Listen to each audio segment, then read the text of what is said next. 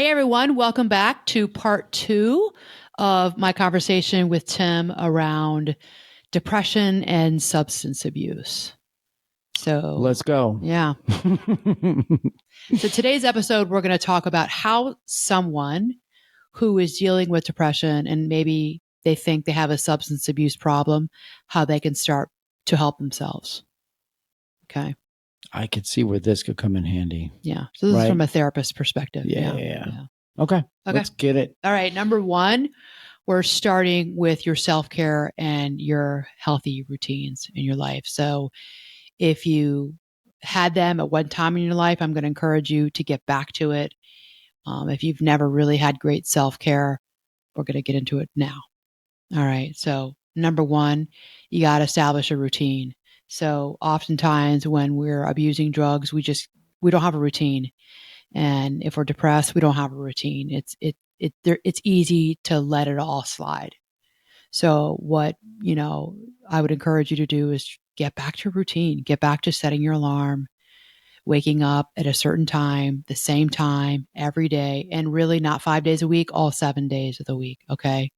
Say it's 7 a.m., 8 a.m., set that alarm, get up every day at 8 a.m., start your routine, get up, sit up, put your feet on the ground and go. Whether that be get in the shower, make a cup of coffee, a cup of tea, and start your day. Okay. So that's the very beginning of getting back to a routine. What I started doing years ago, and I do it every day, my day is not the same if I don't do this, is I make my bed. Make your bed every single day. Okay. So they seem simple and maybe silly and little, and they are very, very important ways of getting back into a routine. Okay. It feels good. It feels good for you to look back the past 5 days, the past 30 days and go, I make my bed every day this past week or this past month, or I woke up every day this month at 8 a.m. There you go. You're doing it. You get back into it. It's good. Yeah.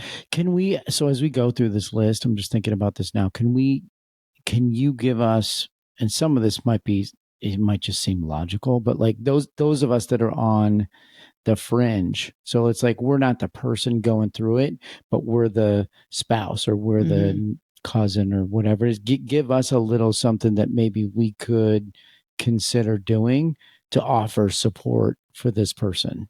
And maybe it'll be from like this close, or it might be from across the country. But I got to imagine that there's something that we could all do to just kind of participate in helping. Yeah. Yeah. I think the best question to ask is to go to that person and say, how can I help you? How can I support you? If it's your spouse, how can I be of help to you? Do you want me to remind you to get up if I see that you're not, or will that just irritate you? Right. Some people, yeah, right. That's a good question. Yeah, like, how can I support you? Because you don't want to make it worse. Because I've said that to you many times, and make sure I don't know, I've said to you, like, remind me to go work out the times I haven't felt like it. And you're like, come on, go, just get it done. And that's all I need. And I'm like, done. I'm in there. I'm in the gym. I'm working out. But there are other times when maybe you could remind me about something and I'm like, oh, I'm glad. I wish I'd never asked him because now I'm irritated by it. I don't like it. It doesn't help. The reminder is irritating. The reminder is like diminishing returns. It doesn't help. I regret ever having asked him to bug me about something. Right. So it's each individual is different. And the question is, ask that person, how can I help you? If it's, that's good advice. Yeah. If you're 3-4 hours away, then say, how can I help you? Would it help for me? Would it help to get a text from me? And to remember, if you're the one asking this, you got to follow through and do this. Would it help to get a text from me every morning? Like, hey, good morning. Have a good day. Hey, time to get up. It's different for what each person might want. Okay. And then know that they can change it. They get to change it if they want, but ask them, how can I be of support to you? Yeah. What is it that you need? Okay. All right. Like it. Ask a question and listen for the answer. Then you follow through and do it. And then do it. You got to execute. Right. Okay. So establish a routine. If this is you, get back to eating healthy, get back to getting good nutrition, whole foods back in your life. Okay. So what we often see with depression is we're looking for ways to feel better. We're looking for dopamine hits. We'll do anything. That's when we do slide down the processed food hill, where it's like chips, just shit food. It's like, you're not supposed to be eating it, but you're doing it because it does feel good in that moment. Binging on a box of Cheez-Its or Doritos or you name it, some, processed chip, whatever. And for some people, maybe it's just like binging on ice cream. It's different for everybody. But this is the time to start to think about, now you're not doing it all overnight. It's not, all or nothing. You just start to establish a healthy routine. So maybe you haven't been having dinner. Maybe now you start to have dinner, get back to eating dinner again. And maybe you haven't been eating vegetables. So just start thinking about, what are vegetables I really like? Well, I do love broccoli. I do love peppers. Okay. So go to the store and get yourself some peppers and cut them up and saute them or cook them however you like, and just start incorporating them back into your diet. And you're going to feel good about it. You're going to feel good. And oftentimes we don't feel like doing it ahead of time. We don't want to cook. We don't want to chop. We don't want to saute. We don't want to do any of that. And it's important that you do it anyway. Take action. And like I said earlier about making your bed, or, putting your feet on the floor and getting out of bed, you're going to look back and go, wow, like I think I ate vegetables 4 times this past week. Okay, there you go. That's a start. Yeah. Okay, so go ahead. Well, I was just going to say, like, as a support person, I mean, this one might be easier to jump in and assist, right? Yeah. Like I could, like, if it was you that we were supporting, like I could encourage you, but I also could be, maybe I change my diet so that the food that naturally comes into our house Right. doesn't come in anymore, right? Or maybe I'm the one that chops your vegetables up, or the vegetables Right. for our meal, and Right. just to encourage that change, Or you right? could be the one, making a salad 2 nights a week. Yeah. Or I can be the one going to the grocery store Right. and all right, let's go. It's a healthy That's recipe. if you have a good support. Yeah. Yeah. Good support Yeah. person. Yeah. Exactly. Okay. So exercising regularly as well, trying to get that exercise back in. And if you, have really tried to move through drug addiction, alcohol abuse, then let's get your body moving. Let's get you back let's start with walking. Just walk twice a day. And if it's 10 minutes in the morning, 10 minutes in the evening, just start moving your body. Let's start that routine up again. Okay. Or maybe you're someone who you did like to swim, or you like to get on the machines at work, or, you used to like to lift weights. Get back to it and tell yourself you only have to go for like 10, 15 minutes. And that's it. Then you get to leave. But this is how you start to get back on track, get back to what it is that maybe you used to do, or you're doing something new and different. Okay. That's really, really important. Yeah. Okay. Next is mindfulness and relaxation techniques. This is really important. I think that what we know works, research has shown this, and I've said it on the podcast before. We didn't know this 20 years ago, maybe 15 years ago, it started changing, but we know that mindfulness and relaxation techniques really do help people who are struggling with mental health issues and substance abuse issues. Okay, so a mindfulness meditation practice is really important. They can really help you learn how to manage your stress and reduce your negative thought patterns that are in your head. Okay, and we all got negative thought patterns. So this is important for everybody. I mean, I did a meditation. I was going to say, yeah, right? we could all benefit from this. It just quiets things down. Yeah. It's really wonderful. Deep breathing exercises. I actually did this morning too. And I don't always do these, but I did one through Headspace. So deep breathing techniques is really exercises, are really important. Techniques like, doing this deep breathing, and you can find it. I do it through Headspace. It really can help manage anxiety that's coming up for you as maybe you're moving off of drugs. Anxiety can come along with that. It's really difficult.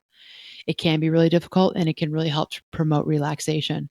So what I heard to move from sympathetic into parasympathetic nervous system mode, which is parasympathetic is your rest and digest, the hormone that helps to calm you down. So how I learned it was 4 breaths in, hold at the top, take one more sip of breath in, then blow it out. So I'll do it right now. So it's,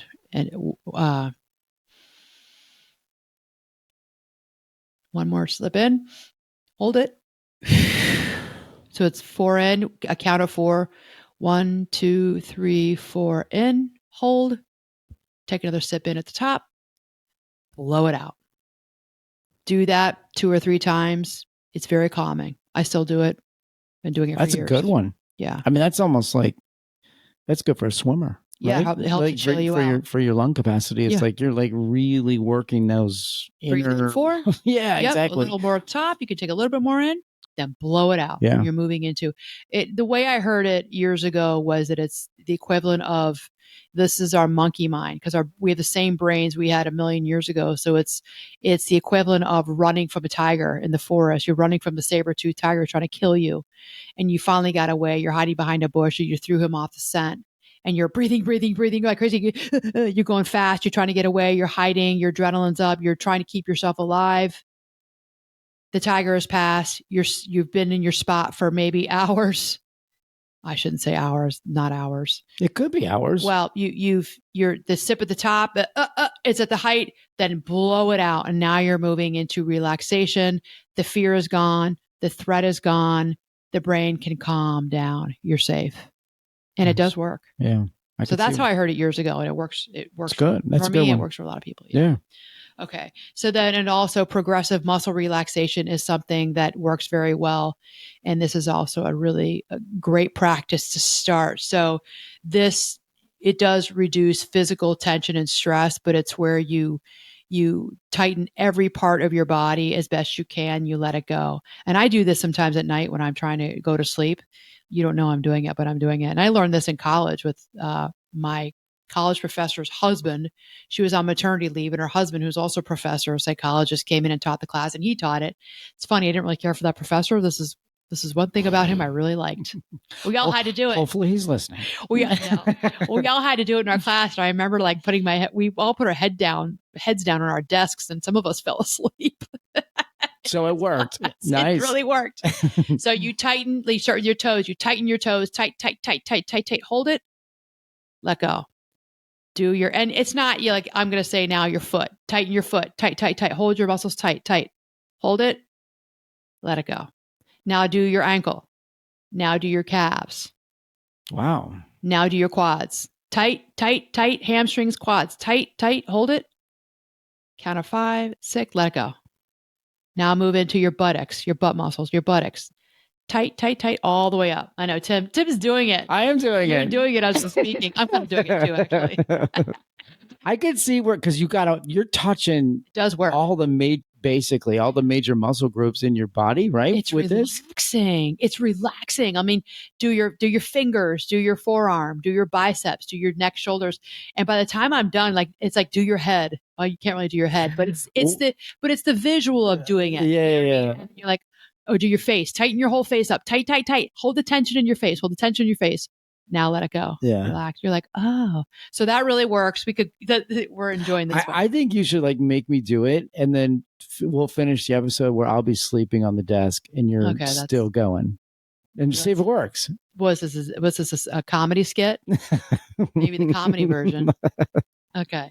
All right. So there you go. So mindfulness meditation, deep breathing exercises, and progressive muscle relaxation are 3 ways that you could start to deal and cope with moving out of substance abuse and dealing with your depression. Okay. The next one is the behavioral strategies. So like I said earlier about making your bed or putting your feet on the ground, you got to set some small goals for yourself, not big ones. Or like I mentioned about taking a 10-minute walk, not big ones, little ones. Set small goals, get a planner or put it in your phone calendar, write it down, and hold yourself accountable. So, maybe, make them into small, manageable tasks that you can do every day. Okay. And this is to help you in your recovery. And maybe for you, it's doing a 5-minute meditation, a 10-minute meditation. Maybe it's doing some progressive muscle relaxation for 10 minutes. That's a goal for yourself. Set yourself up that I'm going to do that 4 days, but write it down in your calendar. Go look at your calendar and your planner and then do it, and do it at the set time that you said you would do it. Don't just write it in there and say, oh, I'm going to do it on Tuesday. No, that's not going to work. You're going to do it Tuesday at 8 a.m. And then at Tuesday at 8 a.m., go look at your calendar. Oh, that's what's on the calendar. Or I would say, look, Monday night. That's what you're doing that morning. Okay. Maybe after you get out of the shower before work or you start your day, that's what you're doing. Maybe before the kids wake up. That's what I want you to do. Okay. It's important that you stay active. And we've been talking about this throughout last week's episode. and in this one already, is staying active. Really engage in activities that are enjoyable and provide a sense of accomplishment for you. Okay. So you need to be doing things that remind you of what feels good and reminds you of what you're good at. And that gives you a sense of accomplishment. When you're going through something like recovering from or dealing with a depression, and you're recovering from a drug addiction, there's a lot of negative that can be going on in your head. You can just, one can really struggle with what I've done to myself, what I've done to my family, just we can really go down that rabbit hole of negative thinking. It's really important. It's not okay for you to rip on yourself all the time. And we'll get into more of that work a little bit later in this episode, but I do think it's really important that you really stay actively engaged in what you used to feel good about, go back to it. Or maybe you adopt a new hobby now and spend some time thinking about what that new hobby might be for you. Maybe you want to join a pickleball group because there's pickleball everywhere and you can join a pickleball league, or you want to join the beginners and you can learn, or maybe it's paddle. Maybe you want, to join like a knitting group, or you want to, there's like a book circle at the library. Okay. Do something that's so different than from what you've been doing and get into that. And then I'll make you feel good and it keeps you staying active. Okay. Behaviorally as well, this is the third, and I think this might be the most important, is for you to avoid what triggers you. Avoid the triggers that get you back into feeling depressed and down. So sometimes that can be toxic people, toxic situations in your life, people who are not good for you. We say friends, there's, friends for a reason, friends for a season. We can't so much decide this with family, but you could even put family at an arm's length. If there are people in your life that are toxic for you, who contribute to your mood disorder, contribute to your depression, and while they're not changing, you must create a boundary for yourself and you must protect yourself. Okay. And it's not realistic to say that you're never going to get down again. But while you're in this process of learning new coping techniques and you're not quite there yet, you can still feel like you're getting triggered all over the place. And now what you're doing is you can't go back to getting high. You can't go to the bottle. You can't. It's 3 o'clock, and I really want to go to the bar that I used to go to because I know the bartender, and that's what I did. Well, you're not doing that now. So really take care of those triggers and know ahead of time. Talk with your therapist. Talk with your 12-step group about what it is. Talk with your spouse. Talk with your best friend. Talk with your sibling about what it is that triggers you. Write them down and do what you need to do to avoid them. Okay.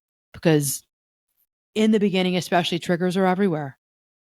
I gotta imagine that's a huge part. Like when you're talking to your clients, right? Identifying the things. Identifying triggers. Yep. Yeah. I mean, that's got to be, and almost you need to find that first, right? Wouldn't you want to know what is the it list? that triggers you? Yeah. Before you really know what to do, you need to figure out why you're doing that. We do a deep dive into this because it's so important that they have the awareness. And there's something to, in therapy, hearing yourself talk, hearing yourself say it out loud. It makes it more real. And it makes it you, stand out. the person saying, I do this. This person is a trigger for me. And wow, I didn't realize it until I was telling you right now, Anna. But yeah, why is it that every time I'm around them, they're either like, I'm next thing you know, I'm on my third, vodka, Coke, and whatever, vodka soda with them. Like they can trigger me, and they don't maybe know, or maybe they're dealing with their own addiction, but that's a trigger for me. Yeah. That's not good. Or maybe this person, they put me down and there's all these like digs at me and there's very passive aggressive stuff that's going on. And why is it that every time I leave there, I'm with that person, I get in the car and all I want to do is just, I want to smoke. I just want to smoke because I want to get away from this. Yeah. Or I want to engage in behaviors that I know are not good for me, but I do them anyway because I already am struggling with self-esteem. And this person just really takes that needle and sticks it in my back, that knife, it sticks in my back and twists it. They're not good for me. Yeah. You got to move away from that.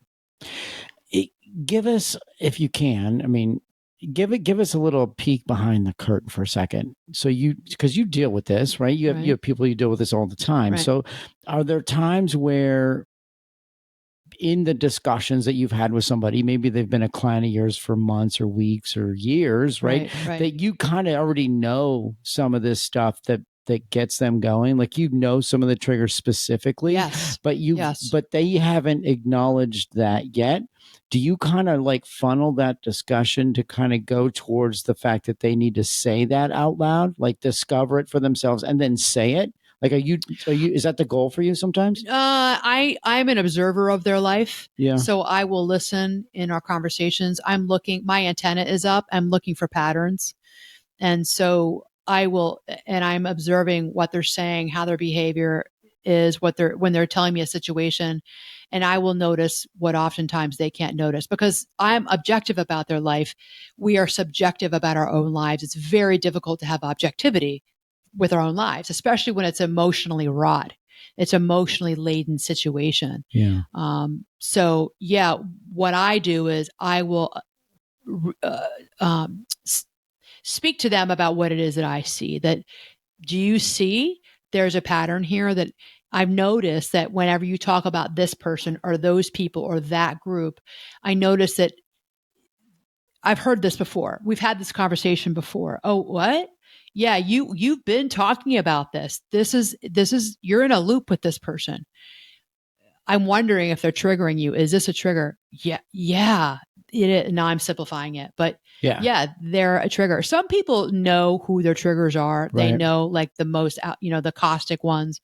That person triggers me. But there's a lot of people in our lives that we don't realize they kind of semi-trigger us. So they semi get us. Or maybe you just don't want to admit it that they trigger you. Right. Maybe you just enjoy that person so much that you're like, I'm just going to put up with it. And those are the hard ones to push back from because, we're not talking, people are not all bad and all good. Right. These people have a lot of great things about them. They're just not a good fit for you right now. Yeah. While you are on your road to recovery, you can't, if you're like, we hear this all the time. If you're trying to move past alcoholism and you're an alcoholic, your buddies for the past 5 years were at, in Lakeview and Wrigleyville at, the corner bar. And that's where you hung out every day at 5 o'clock. Y'all were there, and they all could do it. You couldn't do it. You were and became an alcoholic and now you're trying to get past it. They're good people. You like them. And I don't know. We don't know if they have drinking problems or not. You just know you do. And you can't hang out with them anymore because it's not good for you. Right. No judgment on them. We know nothing about them. But you can't do that. Right. You're not at that place. And most people I talk to can never go back to that. I have had some clients over the years who've said, no, I can.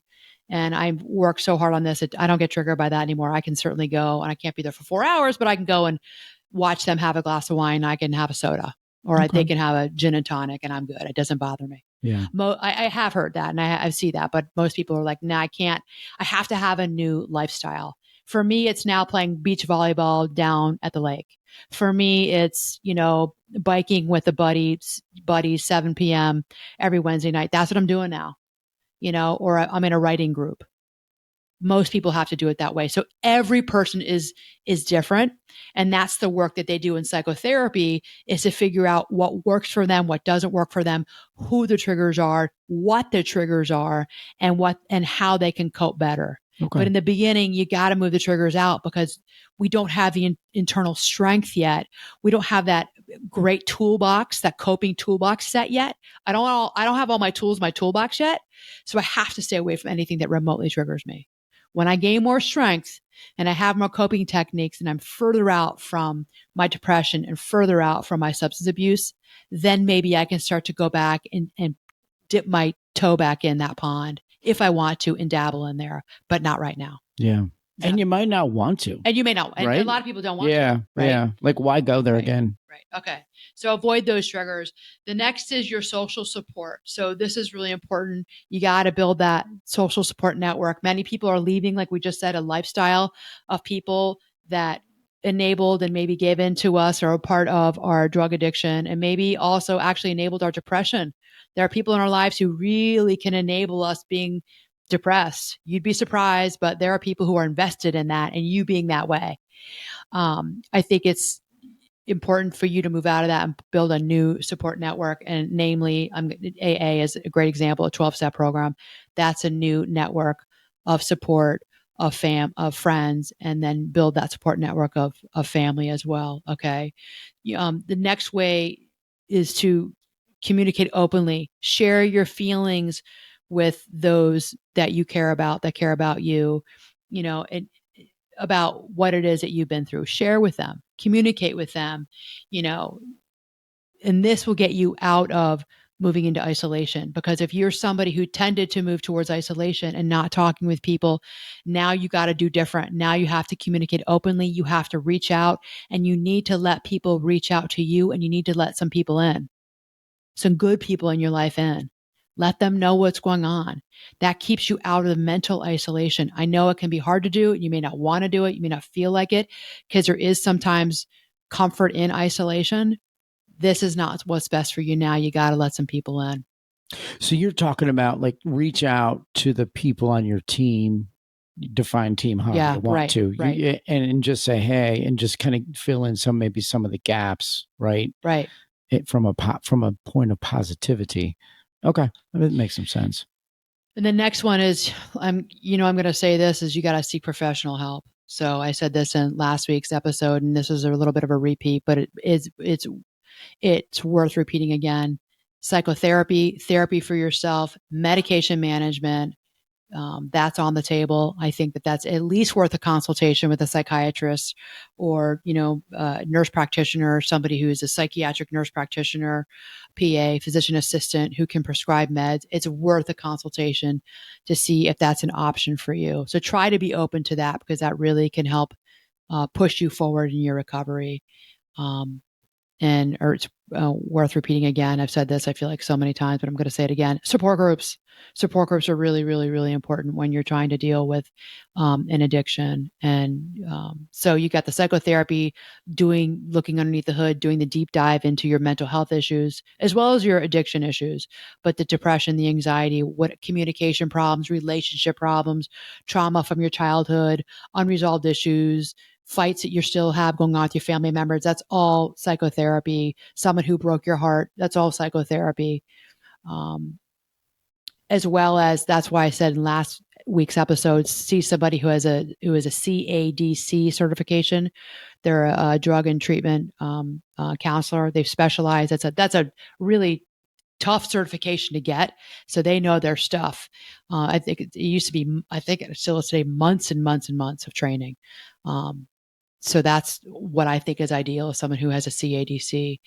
Okay, so it's important. Psychotherapy, med management, support groups. That's a nice trifecta for you in moving through your treatment and getting into recovery. And some of what you might want to look for when you're working with a therapist, I do think that they need to know cognitive behavioral therapy. I do fully believe in it. It's a gold standard of treatment. It's the most researched. It's the best. And I think that you need to have somebody who really can help you challenge your negative thoughts. That's what cognitive behavioral therapy does. Okay. It looks at your cognition, and also it helps you with behavioral activation. It really encourages you to engage in activities that are rewarding and increase positive experiences for you in your life. Okay. You can also do, there's other ones like acceptance and commitment therapy. There's dialectical behavioral therapy. There's all different kinds of therapies. There's rational emotive therapy. There's all kinds. I do think that you have to work with somebody who's doing something around cognitive therapy. Okay. I feel strongly about that. Makes sense. Because you got to work on the negative thoughts that are in your head. Yeah. And you need to combat them, and you need to learn the techniques and the skills to combat them. Okay. And we're psychotherapists. Most of us today are trained in that. Okay. You can see a coach. The coaches do it too. This is my personal bent. I use this with my life coaching clients because I'm a licensed mental health therapist. There are coaching people out there who are going to do some CBT with you because they're going to the conferences too, and they're learning, and that's fine. Some of them are very good. I would just say to you, if you want to work with someone who's more of a coach, please vet them very well. Vet them very well. Okay. Make sure you really looking at the resume. Let them tell it to you. That's fine, but look them up online and get references. Okay. I personally think that this is a licensed mental health person. You can do coaching after. Yeah. You can do coaching after, start with a therapist. When you get better, then you can move into getting a coach. I could see tremendous value in getting somebody that's taken the time to go to school versus just years of Workshops. Yeah, supervision, yeah, yeah. internships. We Yeah. know this stuff. Yeah. Yeah. So, okay. Um, the the next one is you got to have self-compassion and acceptance of yourself. And that's why I mentioned acceptance and commitment therapy, which I also think is a really great therapy. So re- if you've never done this, learn how to practice self-compassion. Learn how to throw yourself grace, move out of the rigidity of your thinking and your behavior. Stop judging yourself the way you have been. Be compassionate towards yourself that you are dealing and you have been dealing with something in your life that's very hard. Going through depression, going through drug abuse is very hard. I wouldn't wish it on anyone. It's very hard. It can be hard to be a family member, a friend of. It's hard to see it. It's very hard to be that person. And sometimes I think we forget because we just know, especially with like, I think drug abuse, and alcohol abuse, we get annoyed with that person. Well, it's not easy being them.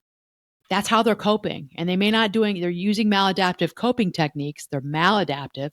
We're trying to move them into adaptive. But it's not hard being them while they're doing it. Okay. I think it's important for us all to remember that.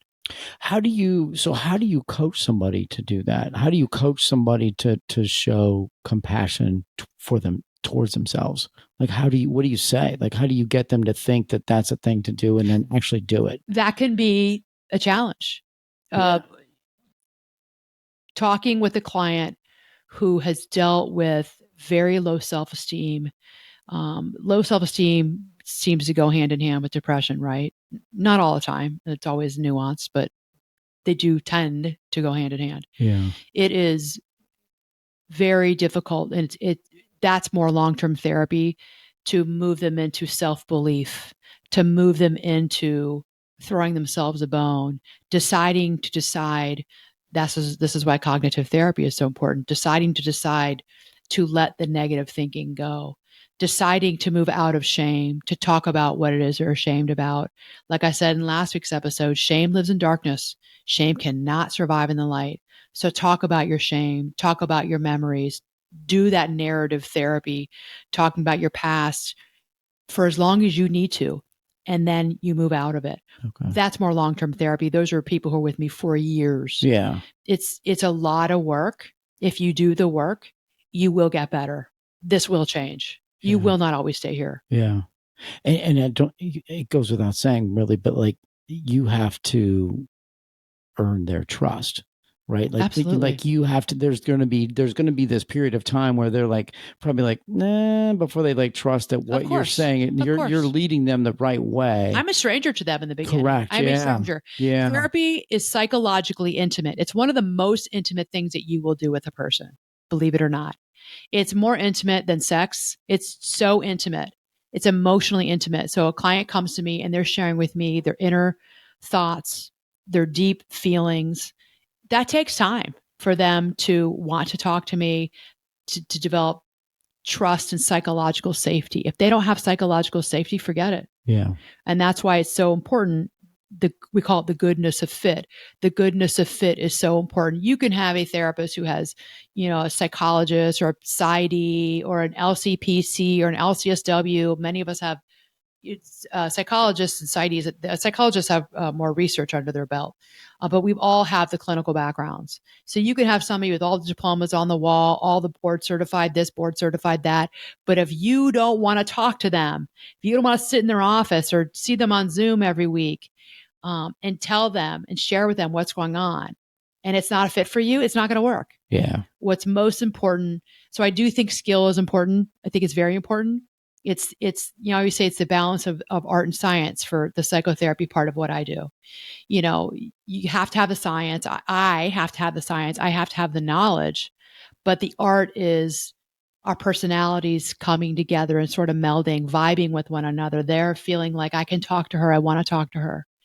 Or not. Yeah. It doesn't happen very often. They need to know that they're in a very safe place, right? That they can speak openly, and what is said with you is it doesn't lead that's to where walls. that's where it ends. And when right? I go in that room and I go to see her, or I come into that space, virtual space, I can like lay my hat down or lay my stuff down, so to speak, and I know that she's completely emotionally available and listening to me and dialed into me, and I'm safe. I know my secrets are safe with her, so to speak. And we're going to work through them. Right. Yeah, but that takes time. Right. I have had clients that have been in therapy with me for 4 years, 4 years before they told me of some event that happened in their past, which is a massive event, like a trauma. But it's taken them, that was one that stands out for me because I ended up seeing her for 8 years. But at the 4-year mark, we had talked about everything that she came to. And then she told me this, and that was no mistake. It took that long for her to be able to trust me, to feel safe with me week in and week out for 4 years before, at some level, subconsciously, she's like, now I can tell her this. And then we spent 4 more years doing that work. Well, I was going to say, so Yeah. not to go off on a wild tangent, but like, just so you got to the 4-year mark, this person shared something with you. Did that change the direction or the strategy for you? No. Okay. No. It just was, she felt, now this has happened more than once, but the person I'm thinking about in particular, I knew that she felt, she just completely trusted me. And then we were actually starting to kind of end at that time because there wasn't a whole lot of material that she was bringing to the session. I mean, there wasn't a lot of work. And then she sort of dropped this bomb, but it happened for a reason. And she had said, I just wasn't ready to talk about it. I couldn't talk about it. And I knew that when she told me, I knew why. Okay. And it's like, all right. Well, and you had 4 years of context. Yeah. Right? Yes. And then it was, now we start. Yeah. Okay. And let's do this. And that's what we did for 4 more years. Interesting. And I haven't, this is a long time ago. But it takes, everyone's on a different path. Everyone's on a different journey. And, there's a lot that we walk around and we hold inside of our hearts and in our heads. And it's different for everyone, And I thought it was incredible that she even came out with it, because she really did some good healing work. And I haven't seen her in years. She's she checked in with me actually a couple of years ago during COVID, and she's doing fantastic. Good. So yeah, I mean, that's we really did get off on a tangent with that's that. Okay. It's sometimes that's good to hear, just like what goes on, right? It's like a little sneak peek. Yeah. Interesting. Okay, so the next is relapse prevention. You got to develop a relapse prevention plan. This is really important, and I think one that gets skipped a lot by people. And sometimes it is the fault of the team that's working with them, or the lack thereof of a team.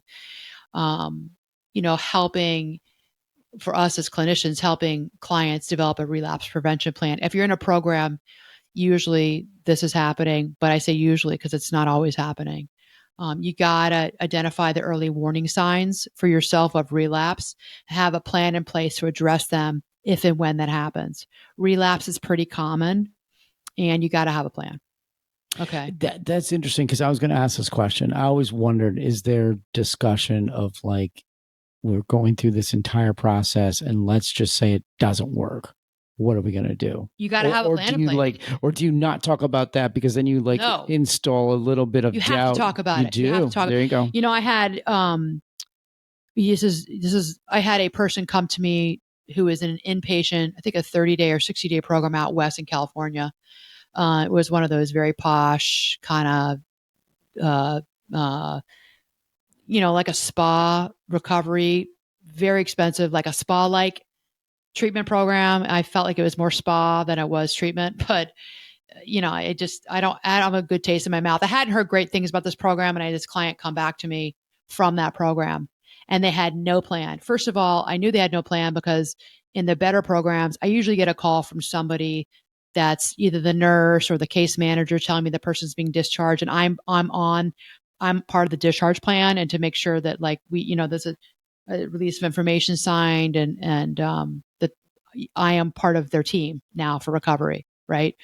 And I've had wonderful programs do that work. Or the client comes to me and says, you are a part of my treatment. I've told them that you're the therapist. Then I have them sign a release of information. Then I talk to the case manager, the person who was their therapist when they were inpatient or in a partial program. They came to me, they had nothing. And I said, where's your 12-step program? I don't know. I don't have that. There was just no plan. Mm. And I just had this gut feeling that this person, because they came and they didn't have a way to pay me, they actually didn't want to pay me.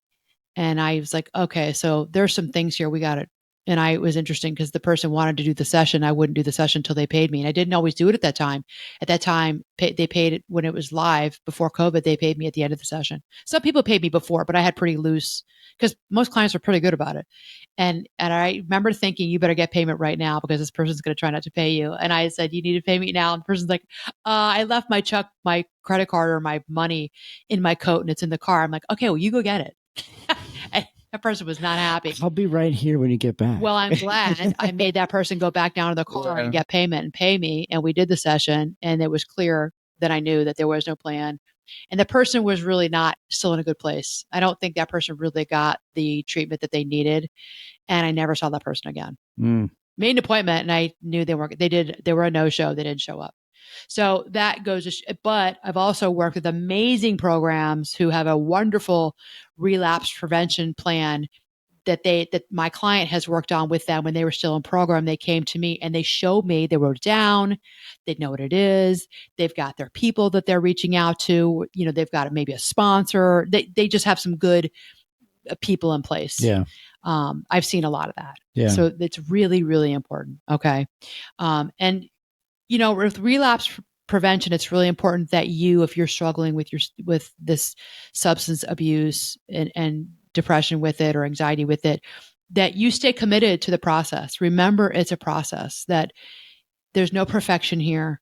It's not all or nothing. You're not going to do it 100% perfectly right. You're going to falter, but just make a commitment to those recovery goals. If you slip, you get back up the next day, you dust yourself off, and you keep moving forward. Stay committed to those goals. Okay. And you need support around that. Next is, continue with your education and your awareness. So, continue to learn about substance abuse, continue to educate yourself on addiction, continue to learn about mood disorders, continue to learn about your diagnosis. Do you have, a major depressive disorder? Do you have bipolar 1? Do you have bipolar 2? You can ask your doctor, you can ask your therapist what your diagnosis is. Do you have PMDD, which is it premenstrual dysphoric disorder? I mean, there's like 9 subtypes, like I said in last week's episode.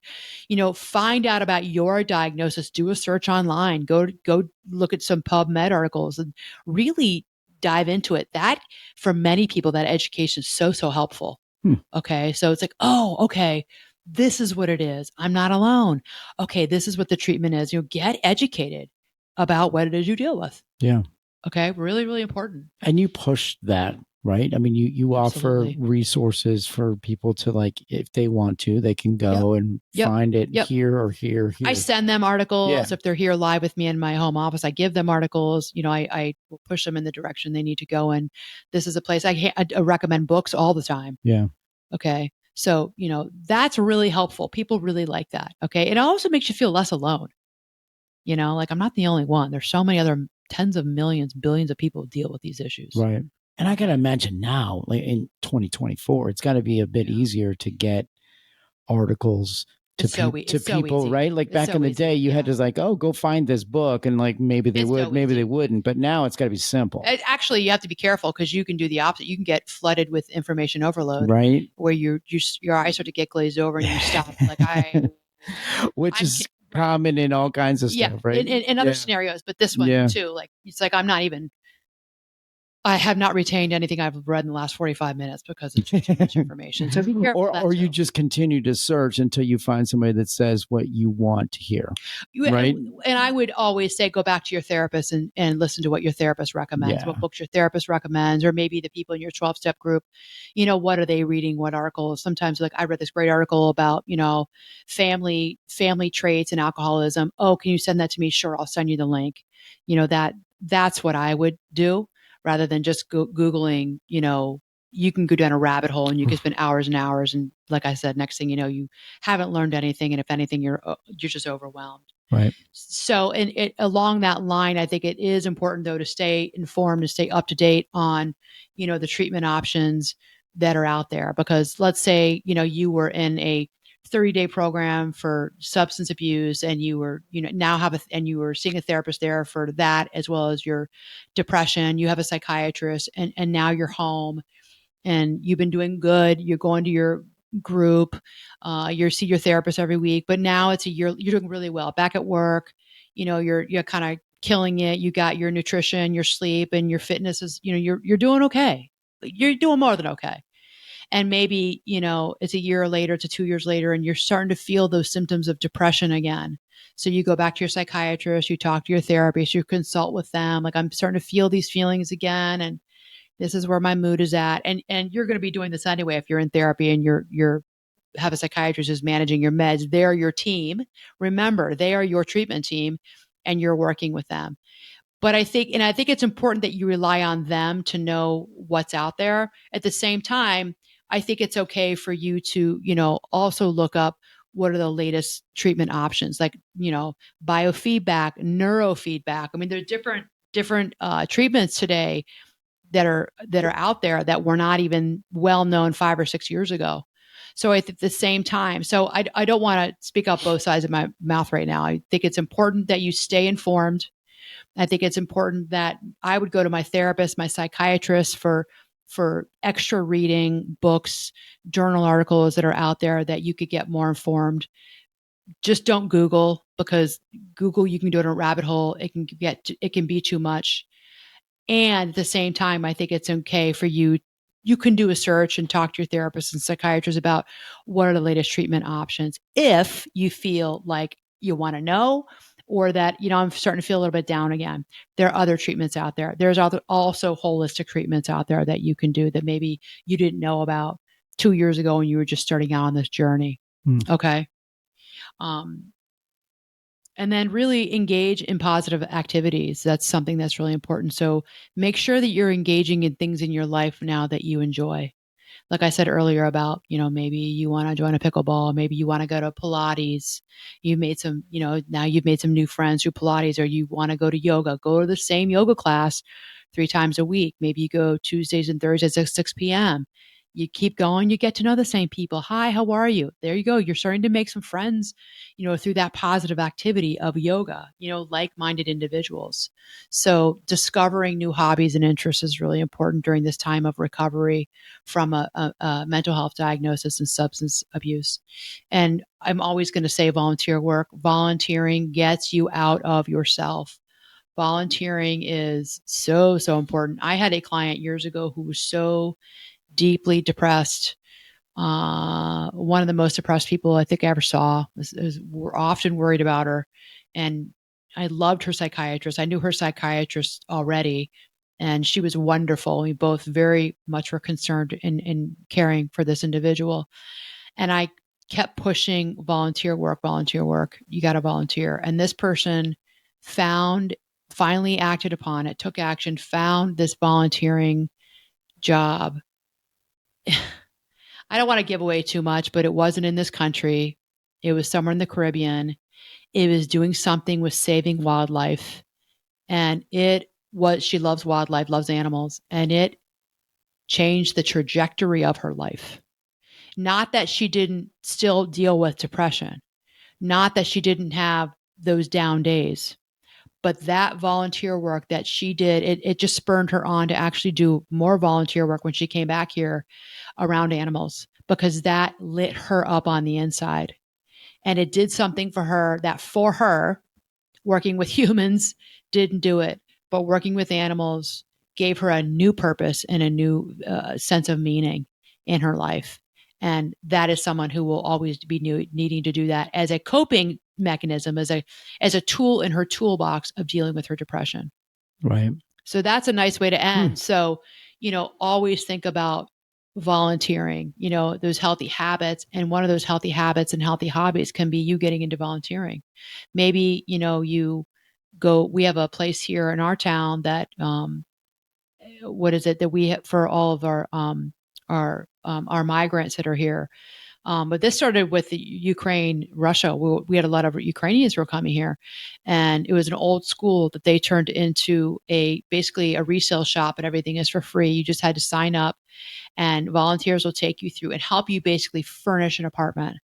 There's furniture, there's everything. There's utensils, there's silverware, there's plates, there's clothes, there's vacuum cleaners. Help you get started. Everything to help you get started for those who are here. So talk about, and I know a couple of people, more than a couple of people who are involved in that, and the feeling that it gives you of, you're giving 2 hours of your time, but what you feel when you're walking back to your car, what you've done, to see the look on someone's face, a mom with kids or a family who came over here who's just really, their heart's in the right place. They have to start a new life here. Yeah. The Ukrainians. And you never know like what that did. Like that assistance that you gave, like that's life-changing for somebody, right? Right. You did good. Yeah. You did good. And how that makes us feel on the inside is, beyond worth it. Yeah. Okay. So I hope that this part 2 was helpful for all of you around, what I would tell you as a therapist in general. Remember, I'm not your therapist, but in general, what I would say to somebody who's dealing with a substance abuse recovery or managing their depression, this is a lot of what I would do. The only thing that's different is that you're not my client, so I'm not working. I don't know the ins and outs and details of your life, but this is a really good place to start. Okay. So if you think anybody needs to hear this, please share this episode and last week's episode with someone in your life who you think could benefit from this 2-part series on substance abuse and depression. Okay. And like always, please don't forget to rate and review with 5 stars the podcast. And if you want to work with me, reach out to me, hello@annamarcolin.com for coaching. And if you're in the state of Illinois and you're looking for psychotherapy, reach out to me there as well. And let's see if we're a good fit for one another. Okay. Mad love, everyone. Be well. All right.